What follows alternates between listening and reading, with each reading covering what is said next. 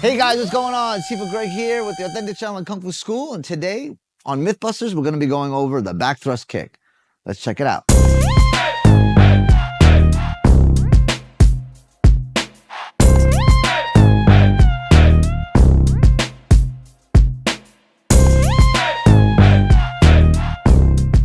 Hey guys, what's going on? Sifa Greg here with the Authentic Shaolin Kung Fu School. So again, welcome back. I appreciate all my family members coming back, guys.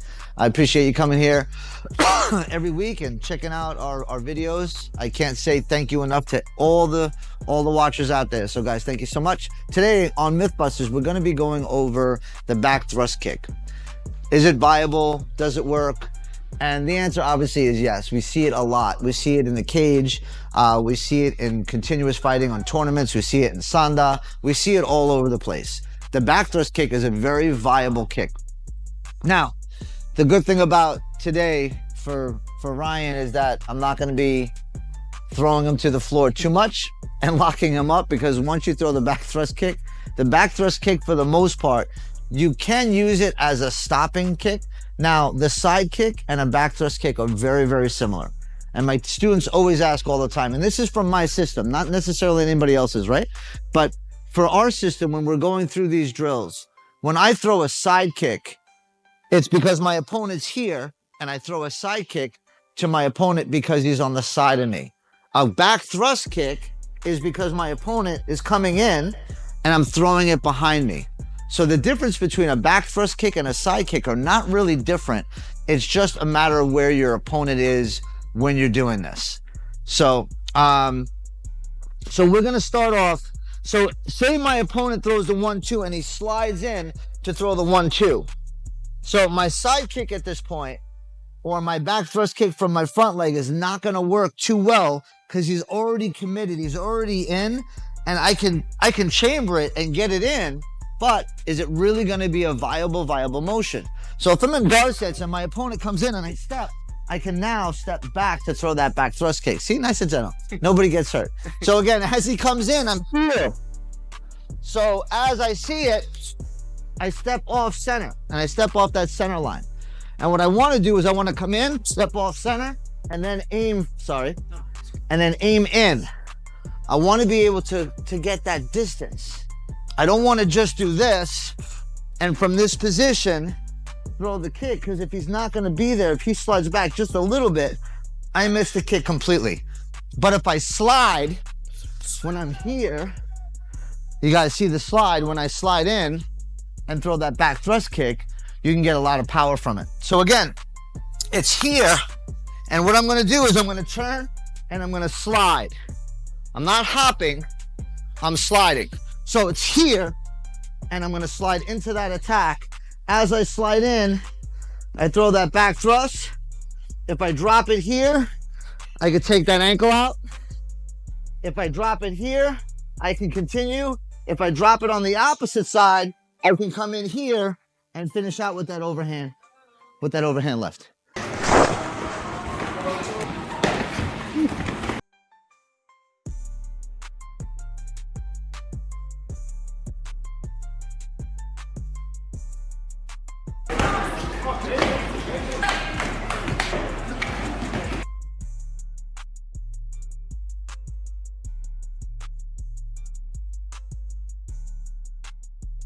So from the guard stance position, he comes in here, and I'm gonna do it a little quicker now. So from here, I do my travel, okay? So again, it's gonna be 1, 2, 3, and I come right in. So that left hand has gotta follow as we come into the drill. We'll do it this way. You guys get to see where it sneaks into, because the beautiful thing about throwing our kicks, our back thrust kick, is our heel is up. It doesn't come this way, and we don't throw it this way, because that means our knee has to come up and our chamber is different. Our chamber literally is here on the floor, so I'm pushing from the floor to get all that power in. So again, when he throws, it's here, and I travel in, and that's where I get that left hand. All right, if he dips that left hand, now I can take that front leg out again, right? So, you good? Okay, so from here, I travel in here, and then I can take that front leg out. So we talk about the back thrust kick as a defensive or counterattack measure.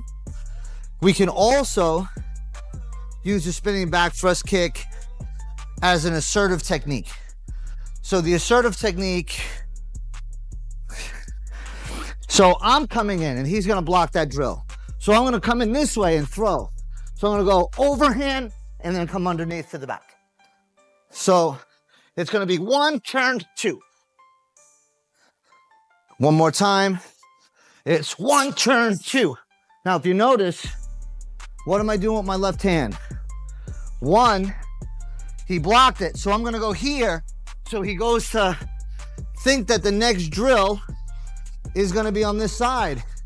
So he sees the hand, but doesn't realize where the kick's coming in. And that's what we're looking to do. All right, guys, so we're gonna go through this a little quicker now. Remember, the ending point, when you throw your back thrust kick, you wanna end with the drill. You wanna end with the technique. You don't wanna just throw the back thrust kick, throw it, and then be done with the drill. You wanna throw the back thrust kick, throw the next technique. If he blocks that technique, well, then now we can take the front leg out, right? So that's what we're looking to do. We're looking to build. So the first technique and the second technique look a little similar, but the similarity is only the ending position where you're throwing the kick and you're gonna, continue with the movement or continue with whatever technique you want to do, right? Because we don't want to stop there. But the difference is one is allowing your opponent to come in to set him up for the back thrust kick, and the other one is you being the aggressor and throwing the technique in. All right, so we're gonna do this a little quicker, and I want to start the drill. So I want to make this work here and then come in and not step on his foot. But if you do, it works anyway. So again, you want to get sneaky. You want to go 1, 2, 3 in. Right there, you come in and then take that front leg out. All right, we'll do it on this side. So it's here, it's coming in here, and then take that front leg out. Now, if you notice, there's a lot of distance. So the spinning back thrust kick is really pushing your opponent back. So you're really getting that distance, and that's what you want. You want him to run back. You want that choo-choo train getting stuck on the tracks and moving straight back, right? So another good thing about the back thrust kick is we're gonna do it this way. So switch to the other side. Say my opponent comes in and he blocks that drill. He blocks that technique and goes to push forward. So he's gonna jam my technique. So when I throw, he's gonna jam and come in. So now I throw, he jams and comes in, and I do what? I set up with the other back thrust. So if we go slow, I go 1, he jams it, he steps in, look how the body is. It's perfectly set up for that back thrust kick. So, I guess what we can do is, you can start off the drill and stop the kick. So you're gonna stop the kick and keep going forward, and that's where the other back thrust comes into play. So I want you to push, and then I want that to happen. So again, now he gets hit with the other kick. And we go to the other side. Same technique. So he goes to throw, and he's gonna block, and then get stuck with that back thrust kick. All right, so it's sneaky, but very effective, and it works out. It's a good stopping drill. It's a good stopping technique. So guys, thank you so much. I hope you guys enjoyed. This is a little bit of an easier kick on him because I'm not bringing him to the floor and locking him up and everything else. You guys can add your techniques and add your drills and add your experience to the stuff I'm showing you. That's the beautiful thing about what we're doing.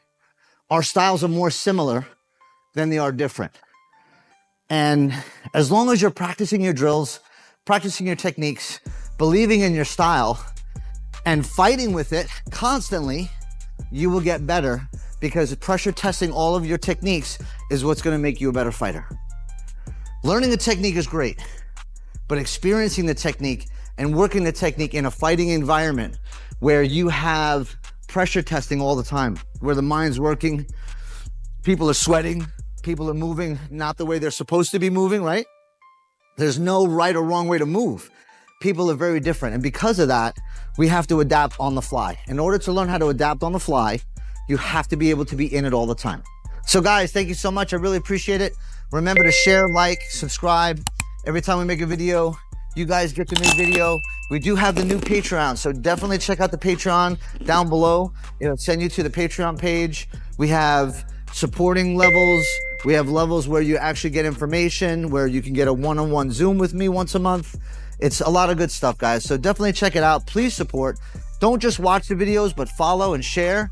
And the more that we do this, the more that we get to build up our channel. There's a lot of crap out there, and we want to be able to change that mentality and show good quality martial arts, and to show how all of our stuff coexists together and how similar we are and not really far apart from each other in styles and techniques. So guys, thank you so much. Thanks for being a part of it. I really, really appreciate it. Look for the good martial arts out there, guys. Really look for it. You'll find it on YouTube. There are a couple guys out there that are doing their thing. Guys and gals, you know, ladies and guys, we're all out there. We're all working hard. So look for the good martial art that's out there, guys. You'll know when you see it. We'll see you soon.